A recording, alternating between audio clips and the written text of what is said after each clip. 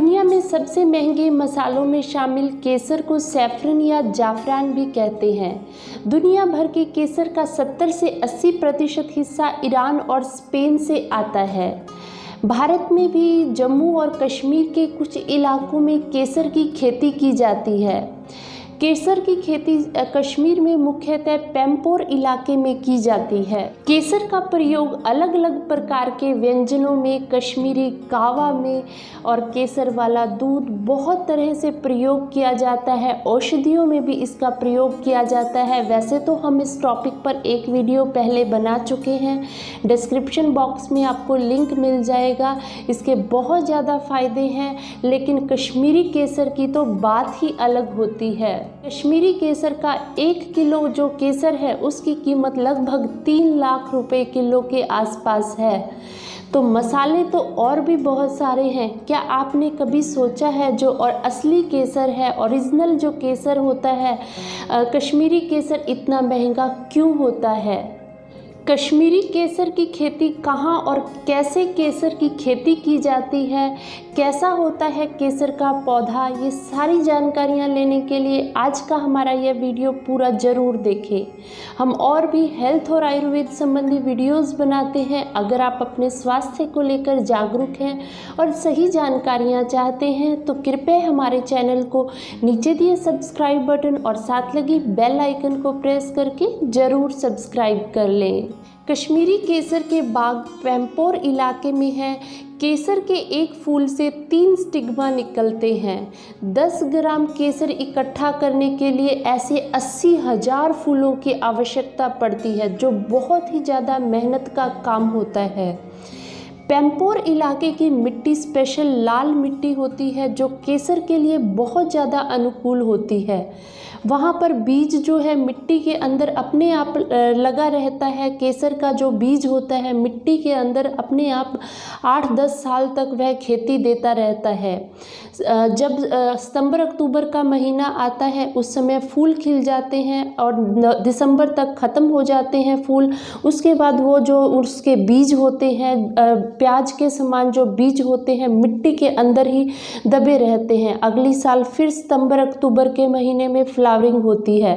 तो इस तरह एक बार लगाए हुए बीज 10 साल तक वहाँ पर खेती देते रहते हैं। उसके बाद उनको उखाड़ लिया जाता है बीजों को, और 2-3 साल के लिए वो ज़मीन खाली छोड़ दी जाती है। दोबारा फिर वहाँ पर बीज लगाए जाते हैं, जो कि आने वाले 8-10 सालों तक फिर फसल देते हैं। केसर की खेती हमेशा स्लॉप्स में ढलान के रूप में की जाती है, ताकि पानी है वो इकट्ठा ना हो और जल्दी से जल्दी उसका निकास हो जाए। केसर के पौधे में हर साल सितंबर अक्टूबर के महीने में फूल आते हैं। हर फूल 3 या 4 दिन के लिए खिलता है। यह ही सबसे उचित समय होता है जब उन फूलों को इकट्ठा किया जाता है।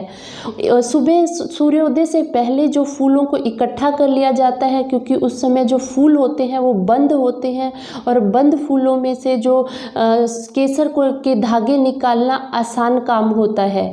दोपहर में जब सूरज की किरणें खिल जाती हैं तो उस समय हवा के कारण, सूर्य की किरणों के कारण जो धागे हैं वो खराब हो सकते हैं। इसलिए प्रातः सूर्योदय से पूर्व जो 3-4 दिन के लिए जब फूल खिलते हैं उस समय इनको कलेक्ट कर लिया जाता है, इकट्ठा कर लिया जाता है। केसर के पौधों की यह फ्लावरिंग का जो टाइम होता है कश्मीर में एक त्योहार की तरह होता है। सभी फूलों को हाथ से तोड़ा जाता है, तोड़कर बाल्टियों में भर लिया जाता है। हवादार बाल्टियां होती हैं जिनमें से हवा की क्रॉसिंग होती रहे, नहीं तो फूल सड़ सकते हैं। हवादार इन बाल्टियों के अंदर फूलों को इकट्ठा करके रख लिया जाता है। इकट्ठे किए हुए फूलों से उसी दिन ही 24 घंटे के अंदर अंदर केसर निकाला जाता है। केसर जो है फूल का स्टिग्मा वाला हिस्सा होता है। यह जो है लाल रंग का जो होता है वो मोगरा केसर के नाम से हम जानते हैं। पूरा जो अंदर का निकालने के बाद जो पूरा निकलता है हिस्सा, उसको लच्छा केसर बोलते हैं। जो आगे का लाल हिस्सा होता है वो मोगरा केसर, और जो पीछे का येलो वाइटिश पार्ट बच जाता है वो जर्दा केसर के नाम से जाना जाता है। मोगरा केसर सबसे बेस्ट होता है। यह जो है यही औषधियों में और बहुत सारी चीज़ों में इस्तेमाल, खाद्य सामग्रियों में इस्तेमाल होता है।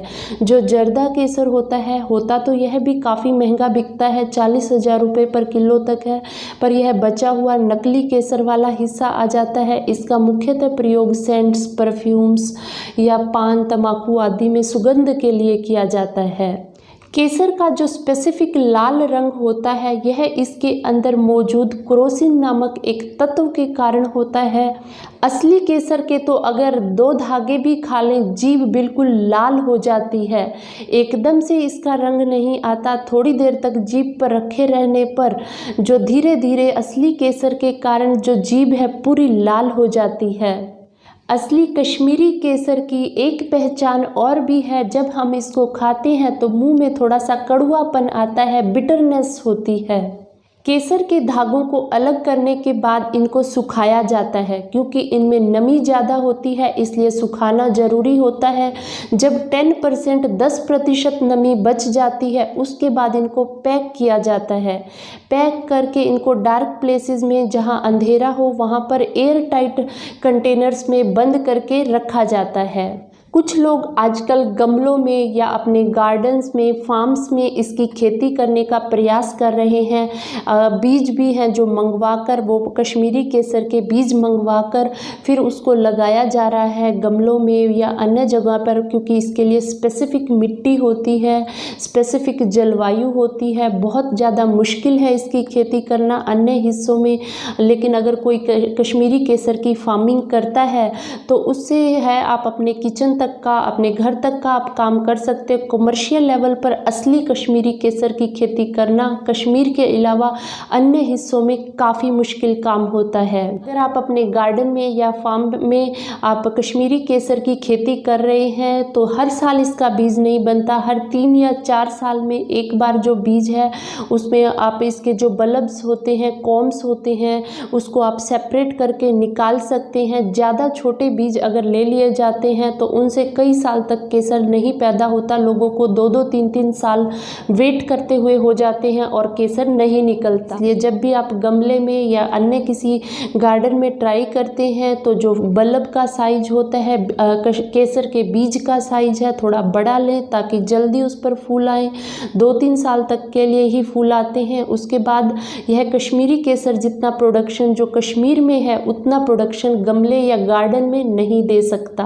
कश्मीरी केसर से संबंधित यह जानकारी अपने फ्रेंड्स और रिलेटिव्स से शेयर करना मत भूलना, और जो हमारे चैनल पर नए हैं आने वाले हेल्थ और आयुर्वेद संबंधी वीडियोस के लिए ज़रूर सब्सक्राइब कर लें। धन्यवाद।